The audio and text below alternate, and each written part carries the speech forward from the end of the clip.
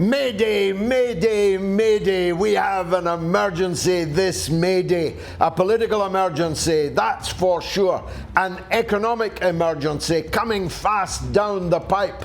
And if we're not very lucky, our idiot leaders will lead us over the cliff into a military emergency, the mother of all emergencies, which could mean that we'll not be talking to each other for very much longer. But while we can, we'll be broadcasting this Open University of the airwaves. For the next 3 hours, we'll be looking at the war in the foreground and the background. We'll be looking at the political contests coming up this week in local government, particularly in Ireland, but actually increasingly about whether or not Boris Johnson will survive here on the main island of the British Isles. We'll be talking to America. We'll be talking to Americans abroad. And I'll probably be keeping Britain's end up in the discussion.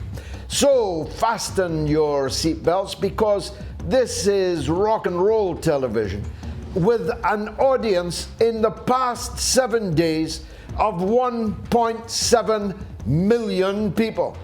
That beats into a cocked hat the audience for any other show in the English language on politics or news or current affairs.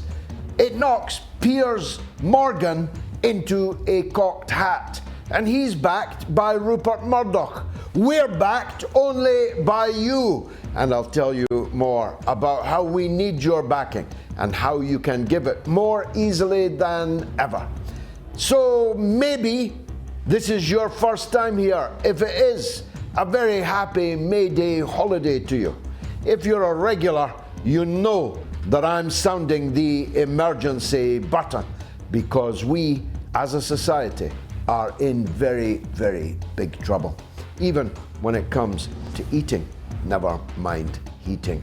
So, over the next 3 hours, I hope you'll enjoy a high octane. Well, you can't afford high octane fuel for very much longer. Get your high octane here on the mother of all talk shows.